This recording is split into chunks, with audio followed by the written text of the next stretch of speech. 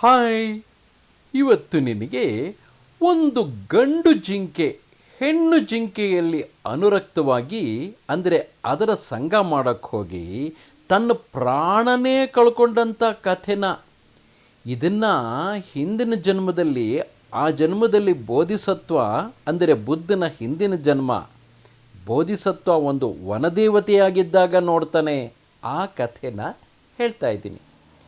ಹೀಗೆ ಪರ್ವತದಲ್ಲಿ ವಾಸ ಮಾಡ್ತಕ್ಕಂತಹದ್ದು, ಪರ್ವತ ಬೆಟ್ಟ ಗುಡ್ಡ ಅಲ್ಲೆಲ್ಲ ವಾಸ ಮಾಡ್ತಾ ಇದ್ದಂತಹ ಒಂದು ಗಂಡು ಜಿಂಕೆ. ಆ ಗಂಡು ಜಿಂಕೆ ಒಂದಿನ ಓಡಾಡ್ತಾ ಬೆಟ್ಟದಿಂದ ಕೆಳಗಿಳಿದು ಬಂದಾಗ ಅಲ್ಲಿ ಬಯಲಲ್ಲಿ ಹಳ್ಳಿಗೆ ಹತ್ತಿರವಾಗಿ ವಾಸ ಮಾಡ್ತಾ ಇದ್ದಂಥ ಒಂದು ಹೆಣ್ಣು ಜಿಂಕೆನ ನೋಡುತ್ತೆ. ಅದಕ್ಕೆ ಅದರ ಮೇಲೆ ವ್ಯಾಮೋಹ ಉಂಟಾಗತ್ತೆ.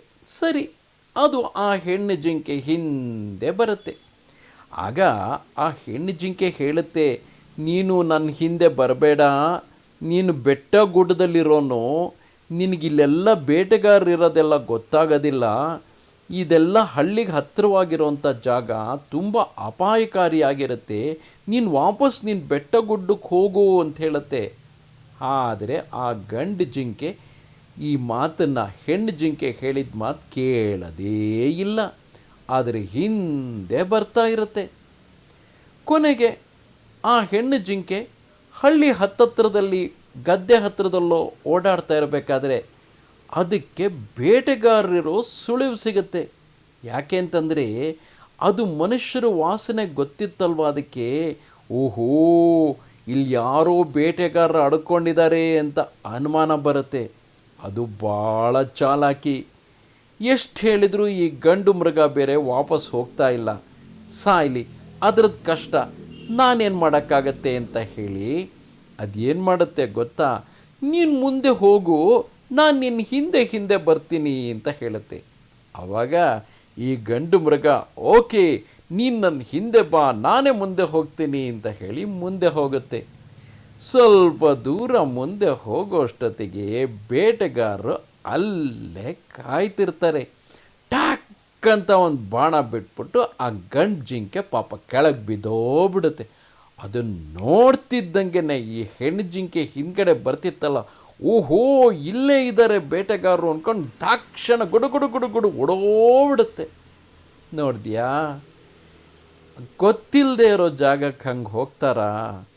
ನನಗೆ ಫ್ರೆಂಡ್ ಆಗ್ತಾ ಇದೆ ಅಂತ ತಿಳ್ಕೊಂಬಿಟ್ಟು ತನಗೆ ಅಪಾಯ ಇದೆ ಅಂತ ಹೇಳ್ತಿದ್ರು ಕೇಳ್ದೇನೆ ಆ ಹೆಣ್ಣು ಜಿಂಕೆ ಹಿಂದೆ ಹೋಗಿದ್ದಕ್ಕೆ ಆ ಗಂಡು ಜಿಂಕೆ ಕಥೆ ಏನಾಯಿತು ಅಂತ. ಅದಕ್ಕೋಸ್ಕರನೇ ಹೇಳೋದು, ನಮಗೆ ಗುರುತು ಪರಿಚಯ ಇಲ್ಲದೆ ಇರೋ ಜಾಗದಲ್ಲಿ ಯಾರನ್ನೋ ಫ್ರೆಂಡ್ ಮಾಡ್ಕೋಬೇಕು ಅಂತ ನಾವು ಹೋದರೆ ಅವ್ರು ಹೇಳ್ತಾರೆ ಇದೆಲ್ಲ ತುಂಬ ಅಪಾಯಕಾರಿಯಾದ ಜಾಗ, ನಮಗಾದರೆ ಅಭ್ಯಾಸ ಇದೆ, ನಾವು ಹೇಗೋ ತಪ್ಪಿಸ್ಕೋತೀವಿ, ನೀನಿಲ್ಲಿ ಬಂದರೆ ಅಪಾಯಕ್ಕೆ ಸಿಕ್ಕಾಕೋತೀಯ ಅಂತ. ಅವ್ರ ಮಾತನ್ನಾದರೂ ಸ್ನೇಹಿತರು ಅಂತ ಹೋಗಿದ್ದಾಗ ಅವ್ರ ಮಾತು ಕೇಳಬೇಕಲ್ವಾ? ನಮಗೆ ಪರಿಚಯ ಇರೋ ಜಾಗದಲ್ಲೇ ನಾವು ಓಡಾಡಬೇಕಲ್ವಾ? ಅಥವಾ ದೊಡ್ಡವ್ರ ಜೊತೆನಲ್ಲಿ ಓಡಾಡ್ತಾ ಇದ್ದರೆ ಅವರಿಗೆ ಅನುಭವ ಇರುತ್ತೆ. ಹಾಗಿಲ್ದಲೇ ಸುಮ್ಮನೆ ಧೈರ್ಯ ಮಾಡಿಕೊಂಡು ಎಲ್ಲಂದರಲ್ಲಿ ನುಗ್ಕೊಂಡು ಹೋಗ್ಬಿಟ್ರೆ ಹೀಗೆ ಅಪಾಯಕ್ಕೆ ಒಳಗಾಗಬೇಕಾಗತ್ತೆ. ಅದಕ್ಕೆ ಹೇಳೋದು, ಎಚ್ಚರಿಕೆಯಿಂದ ಇರಬೇಕು, ಪರಿಚಯ ಇರೋ ಜಾಗದಲ್ಲೇ ಓಡಾಡಬೇಕು. ಇಲ್ಲದೆ ಹೋದರೆ ಆ ಜಾಗದಲ್ಲಿ ನಮ್ಮ ಪರಿಚಯಸ್ಥರು ಏನು ಹೇಳ್ತಾರೋ ಅದನ್ನು ನಾವು ಕೇಳಬೇಕು.